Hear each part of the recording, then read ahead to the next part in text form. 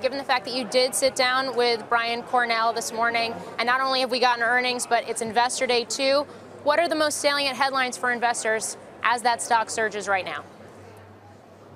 I think what's really interesting, Morgan, is here we are about 2 years, just about exactly from the time that Target unveiled this 3-year, $7 billion strategy with a big emphasis on its stores. And that was a time when a lot of competitors were closing stores. Target was doing the opposite, remodeling hundreds of their existing stores and then building brand new, smaller stores, all to work together with its online system. And I think the message today is it's working.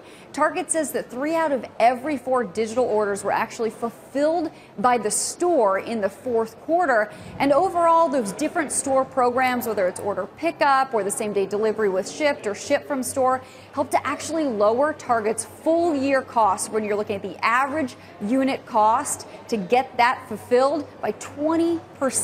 That's pretty significant because we're talking about how expensive it is to deliver to consumers in this omni-channel model when you're looking at that emphasis for e-commerce.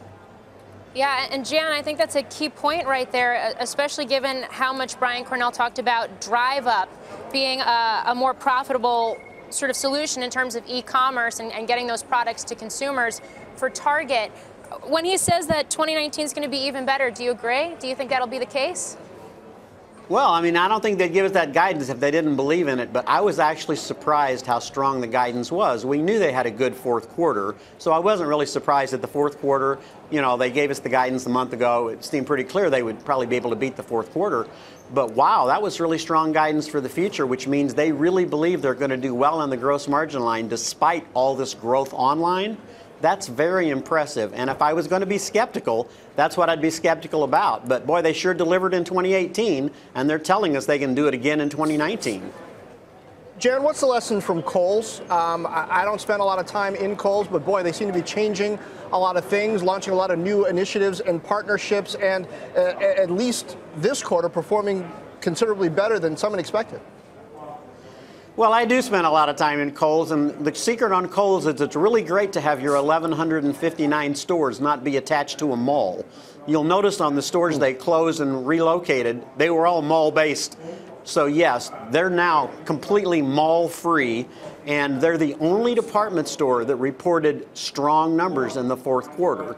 And I think a lot of that is credit to Michelle, but a lot of it is also we're not on the mall. We're doing better because we're getting the traffic.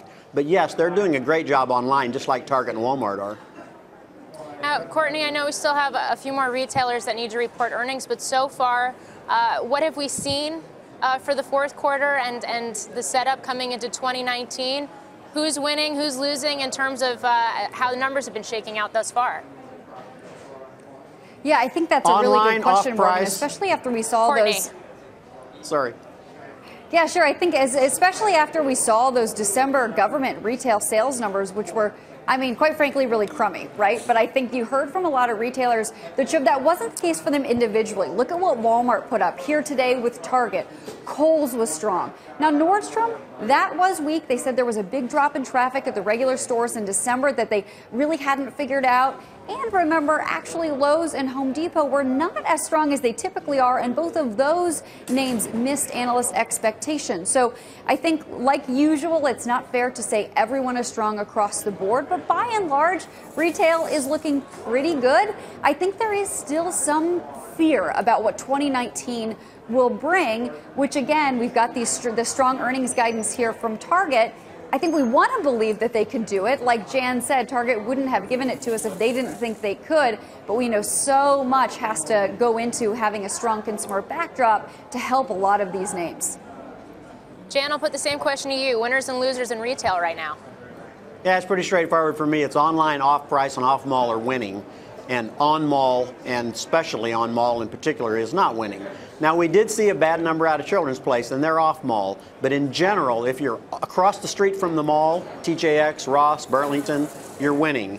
If you're in the mall, you're not winning. And we haven't seen any mall winners except for Foot Locker so far.